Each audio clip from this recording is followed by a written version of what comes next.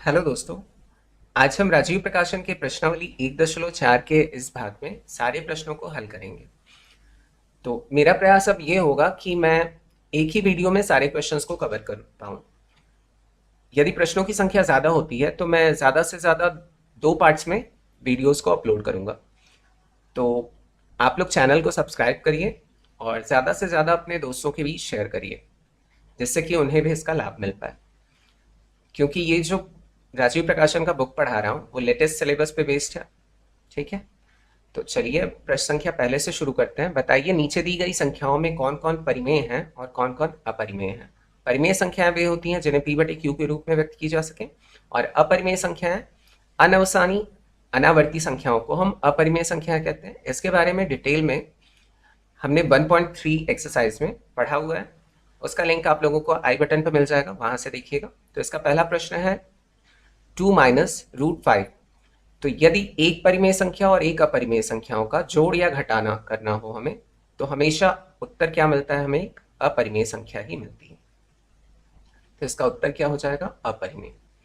अब फिर अगला क्वेश्चन है 3 प्लस रूट 23 माइनस रूट 23। तो इसे सिंप्लीफाई करके देखते हैं कि आंसर क्या मिलता है। 3 प्लस रूट 23 है और माइनस रूट 23 है। यहाँ प्लस माइनस में है रूट 23, तो कैंसिल हो जाएगा, बचेगा क्या, 3। अब 3 को हम p/q के रूप में लिख सकते हैं, जहां q 0 के बराबर ना हो, तो ये क्या है, एक परिमेय संख्या है। अब चलिए अगला प्रश्न देख लेते हैं। अगला प्रश्न है 2√7 अपॉन 7√7। अब यदि एक परिमेय संख्या और एक अपरिमेय संख्या का हम गुणा या भाग करें तो हमें उत्तर में या तो परिमेय संख्या मिलेगी या तो अपरिमेय संख्या, दोनों संख्याएं मिल सकती हैं हमें। ठीक है, तो इसे सॉल्व करके देखते हैं। 2√7 अपॉन 7√7 है, ऊपर भी √7 नीचे भी √7 से कैंसिल हो जाएगा, तो यहाँ मिलेगा हमें 2/7। इसे हम p/q के रूप में लिख सकते हैं, जहाँ q बराबर नहीं है 0 के, तो इसलिए ये भी क्या हो जाएगा, परिमेय संख्या। अब अगला प्रश्न है 1/√2। अब इसे किसी भी प्रकार से हम हल नहीं कर सकते, कर सकते हैं √2 का हम वर्गमूल निकाल लें, है ना। वर्गमूल निकाल के उसके बाद भाग दें, तो ये हमें क्या एक मिलेगा, संख्या अनवसानी अनावर्ती मिलेगा, अर्थात ये अपरिमेय संख्या मिलेगी हमें। अब वर्गमूल कैसे निकालते हैं ऐसी संख्याओं का, अपरिमेय संख्याओं का, इसके लिए एक वीडियो है मैंने बनाया हुआ है, तो उसका लिंक आप लोगों को डिस्क्रिप्शन में मिल जाएगा, वहां से चेक कर लीजिएगा। और 1.3 जो एक्सरसाइज है उसके भी डिस्क्रिप्शन में इसका लिंक दिया हुआ है मैंने, तो वहां से भी आप लोग देख सकते हैं। अब अगला प्रश्न है 2 पाई। तो पाई जो है वो अपरिमेय संख्या होती है, ये यूनिवर्सल ट्रुथ है। ठीक है, अब इसके बारे में क्वेश्चन नंबर 3 में हम डिटेल में बात करेंगे कि पाई अपरिमेय संख्या क्यों होती है। तो यदि पाई में हम किसी भी नंबर का गुणा करें तो हमेशा हमें एक अपरिमेय संख्या ही मिलती है। ठीक, तो ये भी क्या हो जाएगा, एक अपरिमेय संख्या हो जाएगा। तो चलिए अब अगला प्रश्न देख लेते हैं। निम्नलिखित व्यंजकों में से प्रत्येक व्यंजक को सरल कीजिए। अच्छा, यहाँ एनसीईआरटी एक्सरसाइज करके दिया हुआ है ना, जहां जहां ये लिखा होगा इसका मतलब है कि ये सारे जो क्वेश्चंस हैं वो सरकारी बुक जो एनसीईआरटी का है वहां से लिए गए हैं, और जहां पर ये नहीं लिखा होगा वो राजीव प्रकाशन के खुद के क्वेश्चंस हैं। तो इसमें जो क्वेश्चंस हैं वो बढ़िया हैं, जैसा कि अरिहंत प्रकाशन के बुक में है वैसे ही इसमें भी क्वेश्चंस बहुत अच्छे अच्छे हैं। तो पहला इसका क्वेश्चन है 3 प्लस रूट 3, एक ब्रैकेट में है और दूसरे ब्रैकेट में है 2 प्लस रूट 2। तो हमें करना क्या है, पहले पहले पद का गुणा पहले पद के साथ, फिर पहले पद का गुणा दूसरे पद के साथ करना है, फिर वही रिपीट करना है, दूसरे पद का गुणा पहले पद के साथ, फिर दूसरे पद का गुणा दूसरे पद के साथ। तो यही करते हैं, पहले चिन्हों का गुणा हम करते हैं, यहाँ भी प्लस है यहाँ भी प्लस है, तो प्लस ही उतरेगा, 3 2 6। तो शुरुआत में तो हम प्लस लिखते नहीं है, फिर यहाँ प्लस है यहाँ प्लस है तो प्लस ही उतरेगा। 3 का गुणा अगर करनी में 2 के साथ हुआ तो 3 करनी में 2 हो जाएगा, और फिर इसका इन दोनों के साथ हो गया। अब दूसरे पद का गुणा करते हैं, तो √3 का गुणा जब √2 में हो, सॉरी 2 में होगा, यहाँ प्लस है दोनों जगह तो प्लस उतार लेते हैं पहले, तो ये हो जाएगा 2√3। अब फिर इसका गुणा इसके साथ करते हैं, यहाँ भी 2 है कुछ नहीं होता है तो यहाँ 2 हम मानते हैं। यदि ये बराबर है तो आपस में अंदर इन दोनों का गुणा हो जाएगा, तो यहाँ प्लस पहले उतार लेते हैं, दोनों जगह प्लस है तो, और इनका गुणा 3 दूना कितना हो जाएगा 6, तो ये करनी में। अब इसे और सरल हम नहीं कर पाएंगे, तो इसलिए यही इसका क्या हो जाएगा उत्तर। अब फिर अगला क्वेश्चन है 3 + √3 और फिर 3 - √3।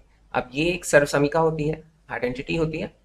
इसका फॉर्मूला होता है a+b एक ब्रैकेट में और a - b दूसरे ब्रैकेट में इज इक्वल टू क्या होता है a² - b²। तो यही फॉर्मूला लगा देंगे हम। तो इसे लिख सकते हैं 3 का स्क्वायर - √3 का स्क्वायर। 3 का स्क्वायर 9 होता है और √3 का स्क्वायर रूट हट जाएगा, सिर्फ 3 बचेगा। तो 9 - 3 = 6। ये हो गया आंसर। चलिए अब अगला प्रश्न देखते हैं। अगला प्रश्न है √5 + √2 का होल स्क्वायर। तो ये सर्वसमीका एक होती है a+b का whole square is equal to a² + b² + 2ab। अब 2ab को बीच में भी लिखा, आप देखते हैं, तो चाहे बीच में लिखिए चाहे इधर लिखिए, कोई फर्क नहीं पड़ता है। तो इसी सर्वसमीका की सहायता से इसे हम खोलेंगे तो ये आ जाएगा पहले पद का वर्ग धन दूसरे पद का वर्ग धन दोनों के गुणनफल का दूना। अब इसे और सरल करेंगे तो करनी में 5 का स्क्वायर 5 हो जाएगा, प्लस करनी में 2 का स्क्वायर 2 हो जाएगा, करनी हट जाएगी, प्लस 2। अब यहाँ देखिए यहाँ भी 2 है और यहाँ भी 2 है, तो इनका आपस में गुणा हो जाएगा, करनी में 10 हो जाएगा, 5 दूनी 10 ना।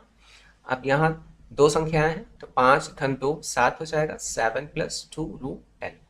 ये हो गया इसका आंसर। ठीक है। अब फिर नेक्स्ट ऐसे ही सेम सेकेंड वाले क्वेश्चन की तरह है, एक ब्रैकेट में है a - b और एक ब्रैकेट में है a+b।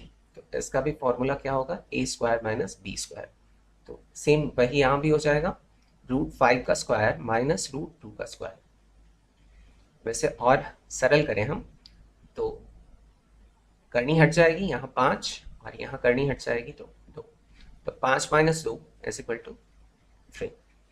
तो ये इसका उत्तर हो गया। चलिए अब अगला प्रश्न देख लेते हैं।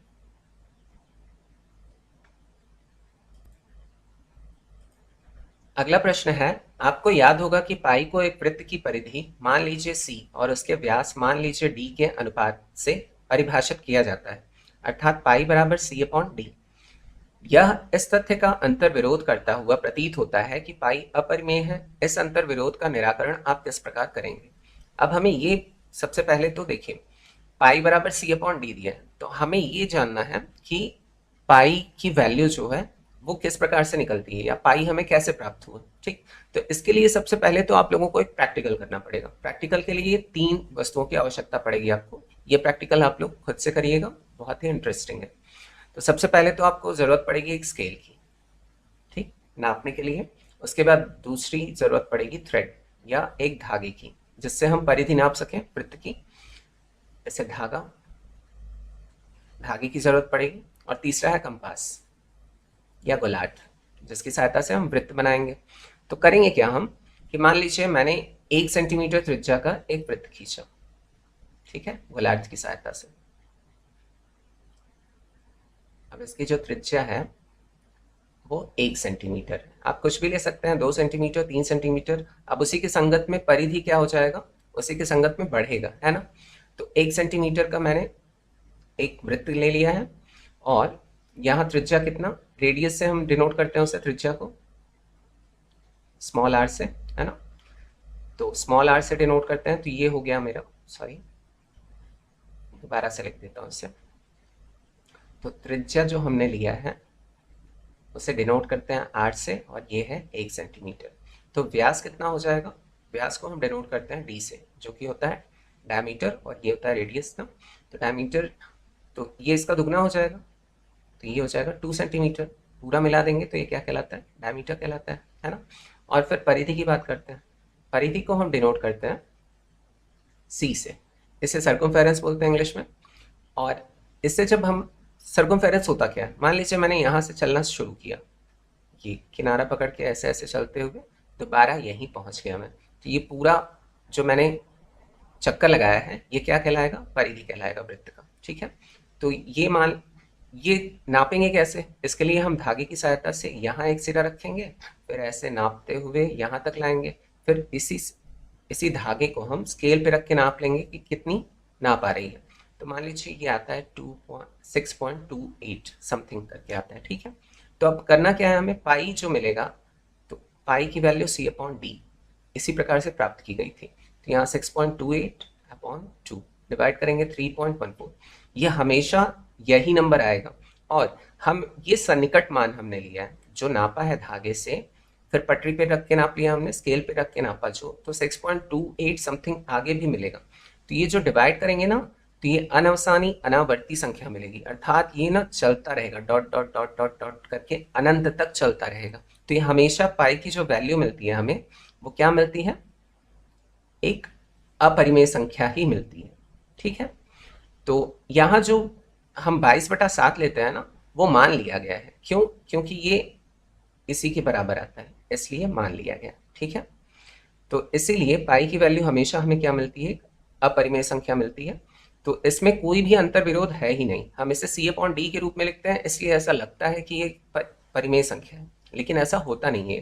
पाई हमेशा क्या होती है, अपरिमेय संख्या ही होती है। ठीक है, तो ये प्रैक्टिकल आप लोग खुद से करिएगा, आप लोग देखिएगा। अब मान लीजिए मैंने यहाँ 1 सेंटीमीटर लिया है, तो आप लोग 2 सेंटीमीटर ले लीजिएगा, 3 सेंटीमीटर लेके देखिएगा, आपकी वैल्यू हमेशा यही आएगी, ये 3.14, और समथिंग आगे भी आता रहेगा। ठीक है, तो ये इसका उत्तर, और इसका उत्तर लिखना होगा तो आप लोगों को बुक में मिल जाएगा, बुक में उत्तर दिया हुआ है, सेम वही लिखना है आप लोगों को। ये समझाना था मुझे, तो मैंने समझा दिया आप लोगों को। ठीक है, चलिए अब अगला प्रश्न देख लेते हैं।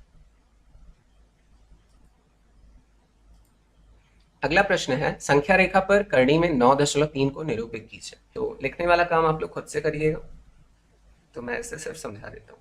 तो सबसे पहले हमें क्या करना है, एक लाइन खींच लेना है। इसकी लंबाई कितनी होगी, 9.3 सेंटीमीटर होगी। ठीक है, 9.3 इकाई लेना है, चाहे इंच में ले लीजिए चाहे सेंटीमीटर में ले लीजिए। इसका नाम दे दिया मैंने AB। फिर अगला जो काम करना है हमें, B से लेकर 1 सेंटीमीटर आगे फिर हमें C तक एक लाइन खींच लेना है। इसकी नाप कितनी होगी, 1 सेंटीमीटर होगी। ठीक है, फिर हमें A से लेकर C तक का मध्य बिंदु जो होगा वो लेना है। मान लीजिए यहाँ मिलता है हमें, ये O ले लिया मैंने। ठीक, फिर O से लेकर C तक की त्रिज्या लेंगे कंपास की सहायता से या गुलाब की सहायता से।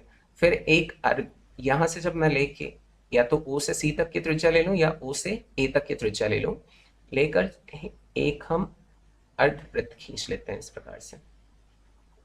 ठीक है, फिर अगला काम जो करना है, B से लंब डाल देंगे अर्धवृत्त पर। अब इसे नाम दे देता हूँ D। ठीक, तो यहाँ से लेके यहाँ तक की जो दूरी होगी वो 9.3 आएगी। ठीक, तो फिर नेक्स्ट काम क्या करना है, B से लेके D तक की त्रिज्या लेनी है कंपास की सहायता से। फिर एक चाप लगा देंगे हम, क्योंकि हमें संख्या रेखा पर दिखाना है, तो इसलिए इस प्रकार से चाप लगाएंगे। तो इसे जब आगे बढ़ाएंगे हम, तो ये कहीं पर यहाँ प्रतिच्छेद करेगा। इस पॉइंट को हम नाम दे देते हैं E। तो ये जो पॉइंट मिला है हमें, ये क्या है, 9.3, और यही हमें दर्शाना था। ठीक है, तो बस इतना काम करना है आप लोगों को। तो इसमें लिखना पड़ेगा, लिखने में क्या लिखेंगे, पहले 9.3 इकाई की एक रेखा AB खींचा, इसके बाद 1 सेंटीमीटर B से C तक बढ़ाकर उसका मध्य बिंदु O खींचा। ठीक है, O ले लिया, उसके बाद फिर अब O से लेके C तक का या O से A तक की त्रिज्या लेकर एक अर्धवृत्त खींच लिया। फिर B से D पर लंब डाला। ठीक, फिर B से D तक का त्रिज्या लेकर उसके बाद हम फिर एक चाप लगा देंगे जो कि E पॉइंट पे प्रतिच्छेद करेगा। तो इस लाइन को जब आगे बढ़ाएंगे तो E पॉइंट क्या हो जाएगा हमारा, 9.3, √9.3। तो बस यही लिखना होता है। तो इसका वैसे भी कोई काम नहीं है, एग्जाम वगैरह में आना नहीं है, बस समझाना था तो समझा दिया। होप आप लोगों को अच्छे से समझ में आ गया होगा। ठीक है, चलिए अब अगला प्रश्न देख लेते हैं। अगला प्रश्न है, निम्नलिखित के हरों का परिमेयीकरण कीजिए। अच्छा, प्रीवियस क्वेश्चन के लिए अगर आप लोगों को उसका डिटेल एक्सप्लेनेशन चाहिए तो फिर लिखने वाला, तो आप लोग बताइएगा, उसके लिए अलग से एक वीडियो फिर मैं बना के डाल दूंगा ना, कि करनी में जो दशमलव में संख्याएं होती हैं उन्हें किस प्रकार से हम निरूपित करते हैं, उसे किस प्रकार से लिखते हैं, तो लिख कर भी मैं दिखा दूंगा। ठीक है, तो चलिए अब 5वां प्रश्न देख लेते हैं। निम्नलिखित के हरों का परिमेयीकरण कीजिए। तो परिमेयीकरण हम क्यों करते हैं, जब भी हमें हर जो होता है वो एक अपरिमेय संख्या होती है ना, तो उसे हमें परिमेय संख्या किसी भी प्रकार से बनाना होता है, तो इसलिए हम परिमेयीकरण करते हैं। ठीक है, भिन्नों का परिमेयीकरण करते हैं हम। तो यहाँ दिया है 1/करनी में 7। तो क्या करेंगे हम, हमें इसे किसी भी प्रकार से परिमेय संख्या बनाना है, तो ठीक इसी नंबर का गुणा ऊपर भी कर देंगे और नीचे भी कर देंगे। ऊपर नीचे करने की वजह से ये संख्या तो वही रहेगी, इससे ये कट जाएगा तो 1/करनी में 7 ही रहेगा, लेकिन इसका परिमेयीकरण हो जाएगा। तो करनी में 7 का गुणा अगर करनी में 7 से किया तो ये करनी हट जाएगी, सिर्फ 7 हो जाएगा, और ऊपर किसी भी संख्या से अगर 1 का गुणा करते हैं तो संख्या वही हो जाती है। तो 7 करनी में 7/7 हो गया इसका उत्तर। ठीक है, अब फिर नेक्स्ट है 1/√7 माइनस √6। अब क्या करना है हमें, ठीक इसका उल्टा साइन ले लेना है और संख्या यही रहेगा। तो इसका ऊपर नीचे गुणा कर देंगे, तो यहाँ करनी में 7 धन करनी में 6 हो जाएगा, और ऊपर भी इसी से गुणा करेंगे तो करनी में 7 प्लस करनी में 6। अब फिर ऐसे और सिंप्लीफाई करें हम, तो 1 के साथ अगर किसी भी संख्या का गुणा होता है तो वही संख्या आ जाती है, तो करनी में 7 प्लस करनी में 6 हो जाएगा, और नीचे एक फॉर्मूला बन गया, एक ब्रैकेट में a माइनस बी और एक ब्रैकेट में a प्लस बी। तो क्या हो जाएगा, a² माइनस b², अर्थात करनी में 7 का स्क्वायर माइनस करनी में 6 का स्क्वायर। इसे और सिंप्लीफाई करेंगे तो करनी में 7 प्लस करनी में 6 बटा, नीचे से करनी हट जाएगा ना, तो सिर्फ 7, और यहाँ करनी हटेगा तो सिर्फ 6।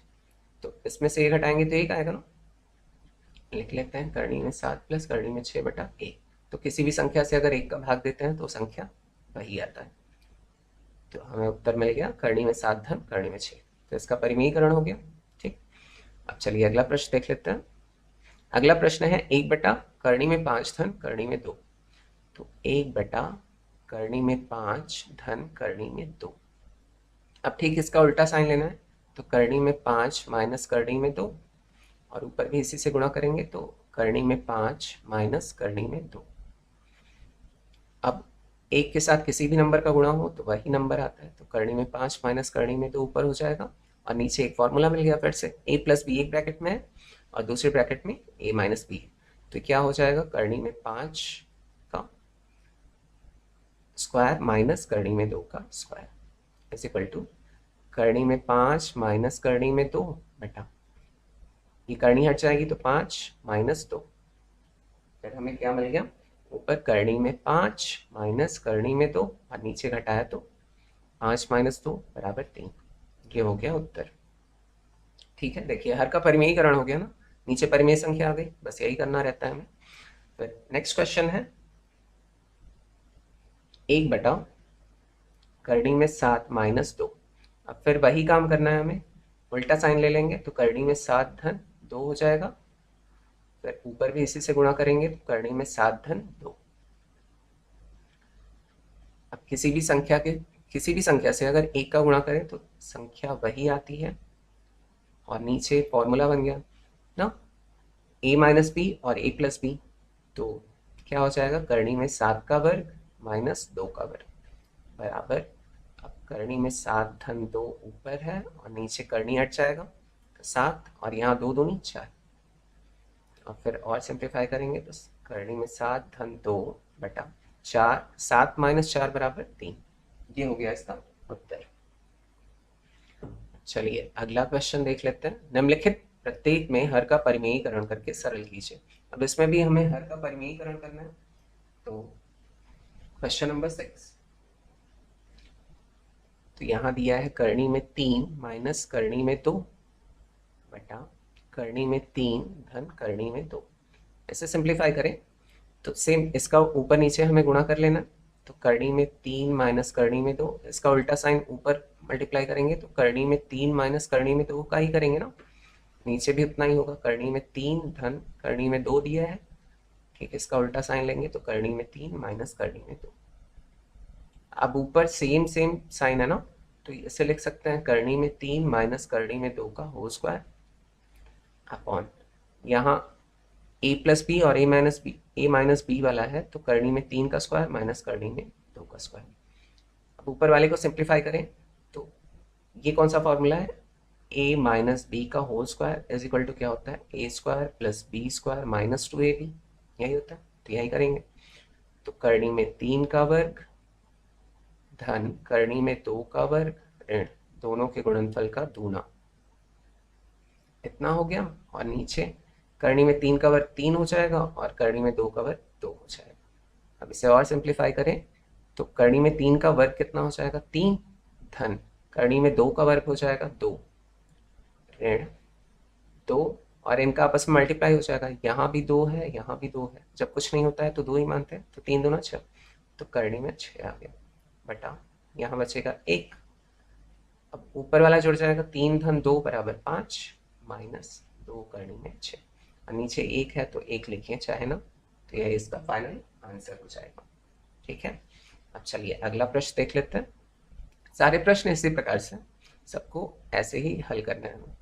तो ये दिया है 5 धन 2 करनी में 3 बटा 7 धन 4 करनी में 3। अब इसी का उल्टा ऊपर नीचे हमें मल्टीप्लाई करना है, तो यहीं से कर लेते हैं। तो 7 ऋण 4 करनी में 3 का नीचे गुणा होगा तो ऊपर भी इसी से गुणा होगा, तो 7 ऋण 4 करनी में 3। अब इसे और सिंप्लीफाई करें तो पहले पद का गुणा पहले पद के साथ, फिर पहले पद का गुणा दूसरे पद के साथ, ऐसे ही दूसरे पद का गुणा पहले पद के साथ और दूसरे पद का गुणा दूसरे पद के साथ करेंगे। चिन्हों का भी ध्यान रखना है हमें। तो यहाँ धन है, यहाँ धन है, तो 5 सत्य 35, तो 35 आ गया। फिर 5 यहाँ ऋण है, यहाँ धन है, तो ऋण हो जाएगा। 5 चौक 20, तो 20 करनी में 3, ये हो गया। अब फिर इसका गुणा इसके साथ करेंगे, 7 दूनी 14, प्लस है तो प्लस उतार लेंगे ना, दोनों जगह यहाँ भी प्लस है और यहाँ भी प्लस है, तो 7 दूनी 14 और करनी में 3 है तो करनी में 3। और फिर 2 चौक 8, यहाँ प्लस यहाँ माइनस, तो ये माइनस में आएगा। 4 दूनी 8 और करनी में 3 का गुणा अगर करनी में 3 में हुआ तो करनी हट जाएगी, सिर्फ 3 बचेगा। और नीचे ये तो फॉर्मूला हो गया, एक ब्रैकेट में a प्लस बी और दूसरे ब्रैकेट में a माइनस बी, तो 7 का वर्ग ऋण 4 करनी में 3 का वर्ग, यही होगा। अब इसे और सिंप्लीफाई करें तो 35, अब यहाँ 20 करनी में 3 है प्लस 14 करनी में 3 है, तो करनी में 3 बराबर है ना, तो घट जाएगा। देखिए प्लस माइनस है तो घटेगा, माइनस बड़े अंक के साथ है इसलिए 20 में से 14 गया तो 6 बचा, तो -6 बचेगा और करनी में 3 और 8 तारीख 24 -24 बटा 7 सता 49 माइनस 4 चौक 16 और करनी में 3 का वर्ग करेंगे तो करनी हट जाएगी, सिर्फ 3 बचेगा बराबर। अब 35 में से 24 निकाला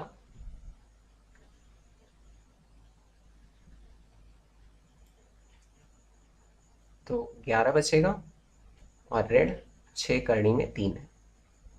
और फिर यहाँ से 49 माइनस 48 और फिर 11 माइनस 6 करनी में 3 बटा 1 हो जाएगा। अब 1 से किसी भी संख्या का भाग देते हैं तो संख्या वही आती है, तो ये हो गया हमारा फाइनल आंसर। ठीक है, अब चलिए अगला प्रश्न देख लेते हैं। अगला प्रश्न है 1 धन करनी में 2 बटा 3 माइनस 2 करनी में 2। तो सेम वैसे ही हल करना है, 1 प्लस √2 अपॉन 3 माइनस 2 √2। अब इसी का उल्टा साइन लेके ऊपर नीचे मल्टीप्लाई कर देना है, तो 3 प्लस 2 √2 ले लेंगे यहाँ पर और ऊपर भी इसी से गुणा करेंगे तो 3 प्लस 2 √2। ठीक, अब यहाँ भी वही करेंगे, पहले पद का गुणा पहले पद के साथ, फिर पहले पद का गुणा दूसरे पद के साथ, फिर क्रमशः वैसे ही। तो 1 का गुणा 3 में करेंगे, प्लस है तो प्लस ही रहेगा, 1 का गुणा 3 में हुआ तो 3 आ जाएगा। फिर 1 का गुणा 2 करनी में 2, तो धन धन धन धन है ना, दोनों जगह प्लस प्लस है, तो वही सेम 2 √2 आ जाएगा। फिर इसका गुणा इससे करेंगे तो प्लस प्लस में है तो प्लस 3 √2 हो जाएगा। फिर इसका गुणा यहाँ पर होगा, तो करनी में 2 का गुणा अगर करनी में 2 से हुआ तो करनी हट जाएगी, सिर्फ 2 बचेगा। पहले तो धन उतार लेते हैं, तो 2 तो पहले से ही है यहाँ पे और इन दोनों का आपस में गुणा होकर कितना हो गया, करनी हट गई, सिर्फ 2 बचा ना। अब ये तो फॉर्मूला है, एक ब्रैकेट में a माइनस बी और एक ब्रैकेट में a प्लस बी, तो ये हो जाएगा 3 का वर्ग ऋण 2 करनी में 2 का वर्ग। अब ऊपर वाले को और सिंप्लीफाई करते हैं तो 3, यहाँ देखिए 2 करनी में 2 है और यहाँ 3 करनी में 2 है, तो ये दोनों जुड़ जाएंगे ना, तो 3 धन 5 करनी में 2 हो जाएगा ये और प्लस 4 बटा 3 तिरका 9 माइनस 2 का वर्ग करेंगे तो 4 गुणे करनी में 2 का वर्ग किया तो करनी हट जाएगी, सिर्फ 2 बचेगा। अब ऊपर वाले को सिंप्लीफाई करते हैं तो यहाँ 3 है और यहाँ 4 है, जुड़ जाएगा 7 धन 5 करनी में 2, है ना। देखिए ये आपस में नहीं जुड़ेगा, ये कभी गलती से मत करिएगा, क्योंकि इसके साथ करनी मतलब गुणे के रूप में है ना, तो ये दोनों आपस में नहीं जुड़ेंगे। और यहाँ 9 माइनस 8 और फिर 7 धन 5 करनी में 2 बटा 1, एक से किसी भी संख्या का भाग देंगे तो वही संख्या आएगी। तो ये आ गया हमारा फाइनल आंसर 7 प्लस 5√2। तो बस इतना ही सिंपल होता है। बस ध्यान ये देना होता है आप लोगों को कि प्लस माइनस में कहीं गलती ना हो जाए, वरना आपका आंसर गलत आ जाएगा। ठीक है, अब चलिए अगला प्रश्न देख लेते हैं। निम्नलिखित संख्याओं में निम्नलिखित प्रत्येक में परिमेय संख्याओं के a तथा b का मान ज्ञात कीजिए। ये भी बहुत सिंपल है। करना क्या है, हमें पहले हम बाएं पक्ष का परिमेयीकरण करते हैं। ठीक है, तो बाएं पक्ष से जो उत्तर आता है उसे हम दाएं पक्ष से कंपेयर कर लेते हैं या तुलना करके उत्तर लिख लेते हैं। तो यही लिखेंगे हम, बाएं पक्ष का परिमेयीकरण करने पर।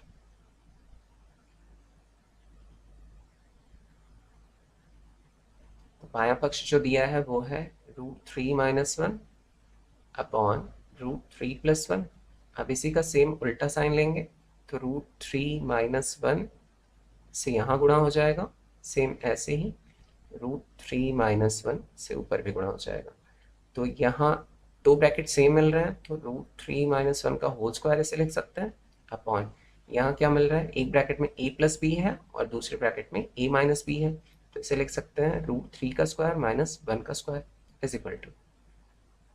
अब यहाँ ये तो एक सर्व समीकरण है ना, a - b का होल स्क्वायर, तो क्या होता है, पहले पद का वर्ग धन दूसरे पद का वर्ग ऋण दोनों के गुणनफल का दूना, यही होता है, बटा यहाँ √3 का स्क्वायर किया तो 3 हो जाएगा और 1 का स्क्वायर तो 1 ही होगा।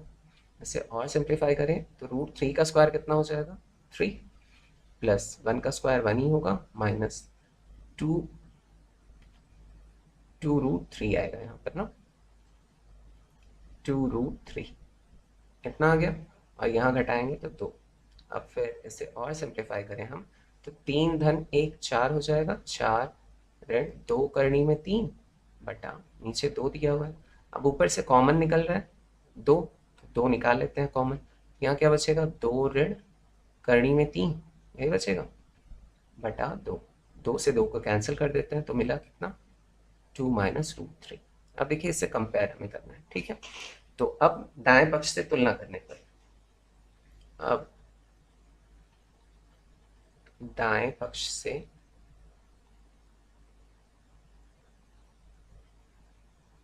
तुलना करने पर, अब देखिए a की जगह यहाँ a - b √3 दिया है, यहाँ 2 - √3 दिया है, तो a की जगह क्या मिल रहा है हमें, 2, और b की जगह इसके साथ कुछ नहीं है तो 1 यहाँ पर है ना गुणे के रूप में, तो b की जगह क्या मिल रहा है, 1। तो ये हो गया इसका उत्तर। ठीक है, अब बस ऐसे ही सेम नेक्स्ट क्वेश्चन भी है शायद, तो सेम हमें कंपेयर करके बताना है। तो सबसे पहले हम क्या करेंगे, बाएं पक्ष का परिमेयीकरण कर लेते हैं। तो बाएं पक्ष का परिमेयीकरण करने पर, बाएं पक्ष का परिमेयीकरण करने पर, तो 4 + √2 अपॉन 2 + √2। अब इसी का ऊपर नीचे सेम उल्टा साइन लेके ऊपर नीचे गुणा कर लेंगे, तो 2 - √2 का नीचे गुणा होगा तो ऊपर भी 2 - √2 का गुणा हो जाएगा। अब इससे सिंप्लीफाई करें तो वैसे ही पहले पद का गुणा पहले पद के साथ, फिर पहले पद का गुणा दूसरे पद के साथ, तो यहाँ भी धन यहाँ भी धन, 4 दूनी 8 आ गया, यहाँ धन यहाँ ऋण -4√2 हो गया, यहाँ धन यहाँ धन, तो धन ही उतरेगा और 2√2 आ जाएगा। फिर यहाँ प्लस यहाँ माइनस, तो माइनस, और √2 का अगर √2 में मल्टीप्लाई हुआ तो रूट हट जाएगा, सिर्फ 2 बचेगा बटा ये हमारा सरसम का है ना, तो a का स्क्वायर माइनस b का स्क्वायर आ जाएगा, √2 का स्क्वायर बराबर। अब 8 में से 2 निकाल देंगे ना, प्लस माइनस तो घटेगा, तो यहाँ आ जाएगा 6 और यहाँ -4 में से अगर 2 निकालेंगे, √2 बराबर है ना, तो -4 में से अगर 2 निकाला तो -2 √2 बचेगा, बटा 2 का वर्ग होता है 4, √2 का अगर स्क्वायर किया तो सिर्फ √2 बचेगा। अब फिर और हल किया, यहाँ से 2 कॉमन निकाल लेते हैं हम, 2 को कॉमन निकाल लिया, यहाँ बचेगा 3 माइनस करनी में 2 बटा, और 4 में से 2 गया तो 2 बचा, 2 से 2 को कैंसिल कर लेते हैं, यहाँ कितना मिल गया 3 माइनस √2, यही मिला। अब फिर क्या करेंगे हम, इसका दाएं पक्ष से तुलना कर लेते हैं। अब दाएं पक्ष से तुलना करने पर तो अब देखिए a की जगह क्या दिया है 3, तो a इज इक्वल टू 3, और √b तो √2 दिया है ना b की जगह, तो रूट से तो हमें मतलब नहीं है, सिर्फ b की वैल्यू बतानी है, तो क्या आ जाएगा b इज इक्वल टू 2। ठीक, तो ये हो गया इसका उत्तर। अब चलिए अगला प्रश्न देखते हैं।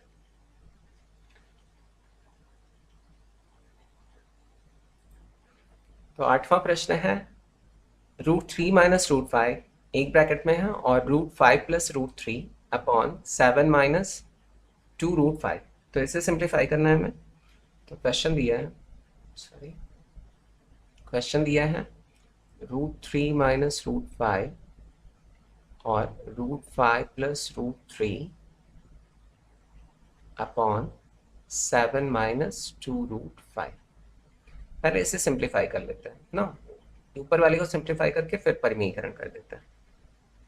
तो ऊपर वाले को सिंप्लीफाई जब करेंगे हम, तो पहले पद का गुणा पहले पद के साथ, फिर पहले पद का गुणा दूसरे पद के साथ, इसी प्रकार से करेंगे। तो करनी में 3 का गुणा करनी में 5 से होगा, तो कितना आ जाएगा करनी में 15, क्योंकि यहाँ भी 2 है यहाँ भी 2 है ना, तो आपस में गुणा हो जाएगा। फिर करनी में 3 का गुणा अगर करनी में 3 से होगा, धन धन है तो धन ही उतरेगा, और करनी में 3 का गुणा अगर करनी में 3 से हुआ तो करनी हट जाएगी, सिर्फ 3 बचेगा। फिर यहाँ ऋण है यहाँ धन है ना, तो ऋण ही आएगा। और करनी में 5 का गुणा अगर करनी में 5 से हुआ तो कितना आएगा, करनी हट जाएगी, फिर सिर्फ 5 बच जाएगा। इसी प्रकार यहाँ ऋण है और यहाँ धन है, तो ऋण आएगा। और करनी में 5 का गुणा करनी में 3 से हुआ तो करनी में 15 बटा 7 माइनस 2 करनी में 5। अब फिर यहाँ धन में है और यहाँ ऋण में है, इससे ये कैंसिल हो गया, और 3 में से अगर 5 निकाला तो कितना आएगा -2 आएगा, तो -2 अपॉन 7 माइनस 2 √5। अब इसका हम क्या करेंगे, परिमीकरण कर लेते हैं। ठीक है, इतना सिंप्लीफाई हो गया, तो परिमीकरण यहीं से शुरू कर देते हैं। तो इसका जस्ट उल्टा लेना है हमें, तो यहाँ भी 7 प्लस 2 √5 से मल्टीप्लाई कर देंगे, और ऊपर भी 7 प्लस 2 √5 से मल्टीप्लाई कर देंगे। तो ऊपर देखिए, ऊपर हम गुणा कर लेते हैं, तो -2 का अगर इसमें गुणा किया तो -14 आएगा, और -2 का अगर +2 √5 में गुणा करेंगे तो -4 √5 हो जाएगा ना। और नीचे तो सर्वसंख्या बन गई, एक ब्रैकेट में a माइनस बी और दूसरे ब्रैकेट में a प्लस बी, तो 7 का स्क्वायर -2 √5 का स्क्वायर, ये आएगा। इसे और सिंप्लीफाई हम करें तो -14 माइनस 4 √5 अपॉन 7 सता 49 माइनस 2 का वर्ग किया तो 4 गुणित √5 का अगर मैंने स्क्वायर किया तो रूट हट जाएगा, सिर्फ 5 बचेगा, बराबर। तो -14 माइनस 4 √5 अपॉन 49 माइनस 20, तो -14 माइनस 4 √5, 49 में से 20 निकला तो 29, ये हो गया इसका फाइनल आंसर। तो बस इतना ही सिंप्लीफाई करना था। अब चलिए अगला प्रश्न देख लेते हैं। अगला प्रश्न है, यदि करनी में 2 बराबर 1.4142 हो, तब करनी में फिर करनी के अंदर है 2 माइनस 1 अपॉन √2 प्लस 1। तो ये प्रश्न जो दिया है इसे हम नोट कर लेते हैं। एक तो बड़ा करनी दिया है, फिर उसके अंदर है करनी में 2 माइनस 1 बटा करनी में 2 प्लस 1, इस प्रकार से। ठीक है, तो यहाँ करना क्या है हमें,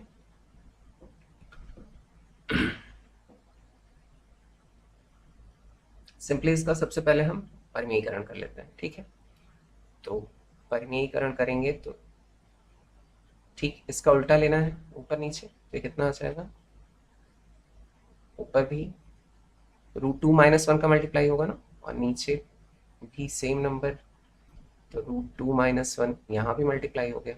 अब इसे और सिंप्लीफाई करें तो इन दोनों को क्या लिख सकते हैं, सेम साइन के साथ है, तो √2 - 1 का होल स्क्वायर लिख देंगे अपॉन, यहाँ क्या हो जाएगा, ये सब सम का है, तो ये करनी में 2 का वर्ग -1 का वर्ग, इतना आ गया। अब देखिए √2 का यहाँ मान दिया हुआ है ना, तो इसे हम सीधे रख देते हैं यहाँ पे मान। ठीक, तो ऊपर मान अगर रखेंगे हम, तो पहले तो रूट लगा लेते हैं, तो करनी में 2 का मान रख लेते हैं, तो 1.4142 -1 का होल स्क्वायर, यही होगा बेटा। यहाँ इसका अगर स्क्वायर किया तो 2 आएगा, रूट हट जाएगा -1, फिर यहाँ इसे घटा लेंगे आप अंदर, तो ये घटाने पे आ जाएगा हमारा 0.4142 का होल स्क्वायर, यही दिया है रूट के अंदर, बटा 2 - 1, तो यहाँ 1 आ जाएगा। तो एक से किसी भी संख्या का भाग दें तो नंबर तो वही रहता है ना, तो यहाँ रूट में क्या आ जाएगा हमारा 0.4142 का होल स्क्वायर। ठीक, अब ये होल स्क्वायर अर्थात ये 2 बार है ना, तो यहाँ भी कुछ नहीं है, तो 2 मतलब 2 का जोड़ा बाहर आएगा, बाहर आके एक बार हो जाएगा, तो ये रूट से बाहर निकल के कितना हो जाएगा 0.4142, तो ये हो गया इसका उत्तर। तो बस यही है। अब चलिए अब अगला और आज का लास्ट क्वेश्चन देख लेते हैं। लास्ट क्वेश्चन है, दर्शाइए कि 1/3 माइनस करनी में 8 माइनस 1 बटा करनी में 8 माइनस करनी में 7 प्लस 1 बटा करनी में 7 माइनस करनी में 6 माइनस 1 बटा करनी में 6 माइनस करनी में 5 और प्लस 1 बटा करनी में 5 माइनस करनी में 2 बराबर 5। यहाँ हमें क्या करना है, बाएं पक्ष का हम परिमेयीकरण कर लेंगे, देखते हैं दाएं पक्ष आता है कि नहीं, तो बस यही प्रूव करना है, तो सिद्ध हो जाएगा। तो यही करेंगे बाएं पक्ष का परिमेयीकरण करने पर, बाएं पक्ष का परिमेयीकरण करने पर, अब परिमेयीकरण सबका करेंगे तो 1/3 करनी में, सॉरी माइनस दिया है तो माइनस लिखना भूल गया मैं, तो 3 - √8, पहले क्वेश्चन उतार लेता हूँ सही से, 1/√8 माइनस √7 प्लस 1/√7 माइनस √6 फिर माइनस 1/√6 माइनस √5 प्लस 1/√5 माइनस 2। ठीक है, यही बायां पक्ष है।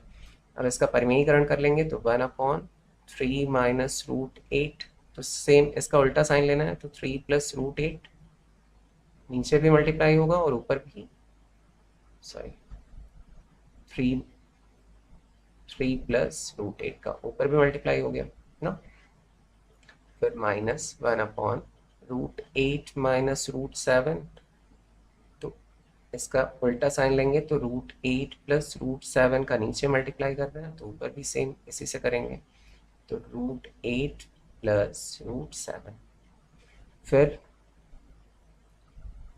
प्लस 1/√7 माइनस √6 है, तो इसका उल्टा साइन लेंगे तो √7 प्लस √6 हो जाएगा, ऐसे भी ब्रैकेट में ही लिख लेते हैं जिससे कंफ्यूजन न रहे। ठीक है, अब यहाँ भी ऊपर क्या करेंगे, √7 प्लस √6 कर लेंगे, फिर माइनस 1/√6 माइनस √5, इसका उल्टा साइन लेंगे तो √6 प्लस √5 आएगा, तो सेम ऊपर भी इसी से मल्टीप्लाई कर लेना है, √6 प्लस √5। अब फिर एक लास्ट बचा तो इसे नीचे कर लेता हूँ मैं, प्लस 1/√5 माइनस 2 है, तो उल्टा साइन लेंगे तो √5 प्लस 2 अब ऊपर भी √5 + 2। अब इसे और सरल करते हैं, तो एक से किसी भी नंबर का गुणा हो तो नंबर सेम रहता है, 3 + √8 आ जाएगा अपॉन, यहाँ क्या हो जाएगा, a² - b² का फॉर्मूला बन रहा है, तो 3 का वर्ग माइनस √8 का वर्ग, यहाँ माइनस है तो माइनस लगाया, सेम ऊपर भी √8 + √7। अब यहाँ माइनस है इसलिए इसे ब्रैकेट में लिख के चलते हैं, बटा ये भी वही सेम फॉर्मूला है, √8 का स्क्वायर माइनस √7 का स्क्वायर हो जाएगा, फिर प्लस है तो प्लस लिख लिया, यहाँ सेम एक से गुणा होगा तो सेम नंबर आ जाएगा, √7 + √6 अपॉन, और नीचे √7 का स्क्वायर माइनस √6 का स्क्वायर, फिर माइनस ब्रैकेट में लिख लेते हैं ऐसे, यहाँ सबको ब्रैकेट में ही लिखिए, तो यहाँ √6 + √5, 1 से गुणा होगा तो सेम नंबर अपॉन √6 का स्क्वायर माइनस √5 का स्क्वायर ना। अब लास्ट वाला बचा, प्लस है तो प्लस लिखा, यहाँ मिलेगा हमें √5 + 2 अपॉन, ये वाला कर रहा हूँ ना, और यहाँ आ जाएगा √5 का स्क्वायर माइनस रूट नहीं है सॉरी, सिर्फ 2 है ना, तो 2 का स्क्वायर लिख देंगे, 2 का स्क्वायर।